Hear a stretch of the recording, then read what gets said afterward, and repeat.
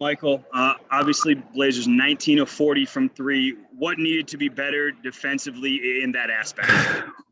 Oh, a lot. I talked quite a bit about it during the week, Mike, how the number one concern was going to be, can we guard the three-point line? You look at the three regular season matchups and our 2 wins, I think they averaged 13 made threes. The 1 win, they made 18.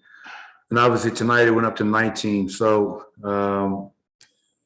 too many breakdowns. To win a playoff game, especially when you're undermanned, you have to be on point with everything. You have to have a great discipline with the game plan, great discipline in terms of guarding their personnel, and we didn't have it. I felt the 2 big runs in this game that were crucial. End of that first quarter, they closed on a 15-4 run. We gave up 35 points that quarter. You go to the third quarter, we got up to a pretty good start. We built like a 10-point lead, I think. They called a timeout. They closed the third quarter like on a 32-13 run. And the very end of that was an 8-0 run where Damian Lillard took over. And they scored 38 points in that quarter. Those 2 runs were so impactful. In the first half, the three-point line was Anthony Simons and Carmelo Anthony. Those guys were terrific for them in that first half. So guys played hard, but we have to play a lot smarter. Matt Moore, the Action Network. Michael, can you talk a little bit about the decision to play Marcus Howard, what you thought he brought, the good and the bad, and then also if you see Shaq Harrison having a role later as the series goes on? Yeah, it's Marcus Howard gives you offense and spacing and a shooting threat, and with the amount of guys that we have out, and we shot 30% from the 3-point line tonight. And they're going to shrink and crowd Michael. They're going to shrink and crowd Nikola. So Marcus is a guy that we know can put the ball in the basket. Regarding Shaq, obviously Shaq is a different type of a player. He can definitely make shots, but he is a defensive player.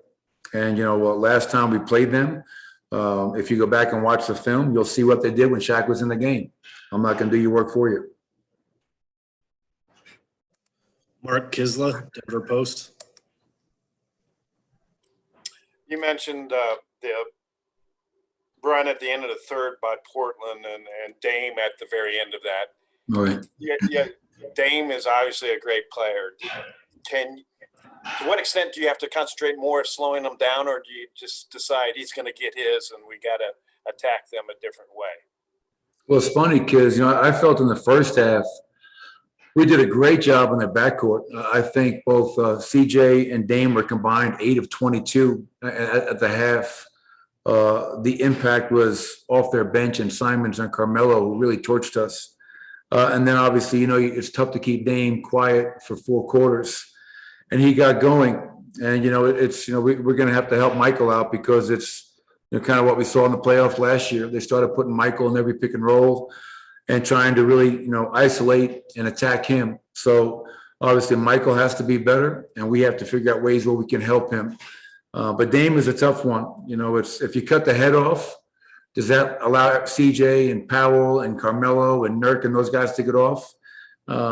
We've done a good job on Dame in the past, but they put so much pressure on you with their guards, the amount of pick and rolls they play, the amount of dribble handoffs they're involved in. And again, I think the last thing I'll say in that, Kids, is just too many breakdowns in terms of guarding him.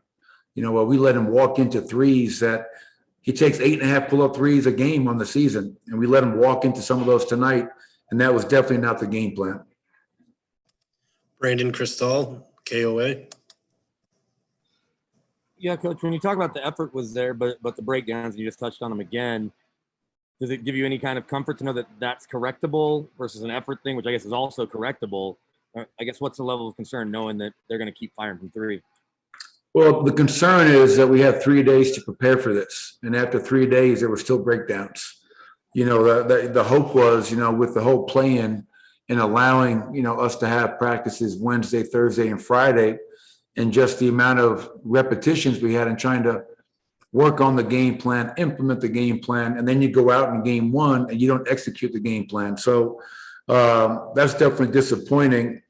But yeah, your hope is correctable. I mean, I'm hoping that maybe once we see all the mistakes that we made tonight, we can be maybe, better off come Monday night for game 2.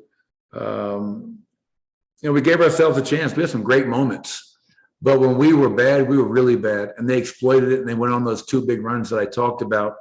And when you have the amount of guys down, it's tough. It's tough. So we really have to try to limit the amount of mental mistakes to give ourselves a chance against a potent offensive team. Vinny Benedetto, Denver Gazette. Hey, Michael's offensive game. He goes 11 for 11 inside the arc and 1 for 10 from 3. I guess on those kind of nights, would you like to see him attack any differently, or was it just an off shooting night for you? Yeah, I mean, I thought he's 1 for 10. To your point, I thought some of those were good looks. I thought some of those were rushed, 4 shots at times. And obviously, we as a team only got to the foul line 8 times. We scored 52 in the paint.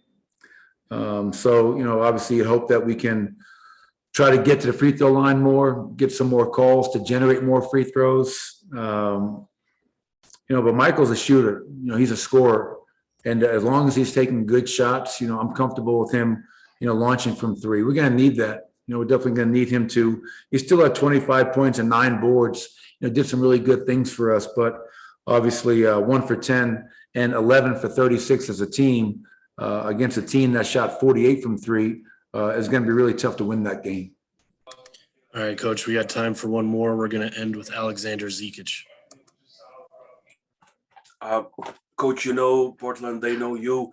Is it harder then to prepare something that you can surprise them with and for them to surprise you with something? And is basketball really different during the playoffs?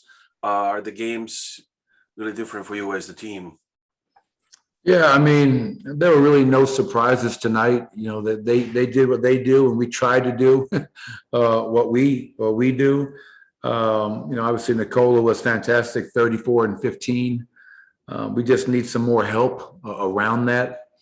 And playoff games, yeah, it's going to be a little bit slower of a game, a lot more physical of a game. Every possession matters. And when you have the breakdowns that we did tonight that lead to, like, the runs they went on tonight, the 3-point line was a huge part of those runs. We had moments where we did a really good job of guarding the right way. And then when we broke down, like, the 3-point line just, we just couldn't contain them. So it's a game of adjustments. We'll have to be a lot better than we were tonight to have a chance to even this series up going back to Portland after game 2. Thanks, everybody. Appreciate it.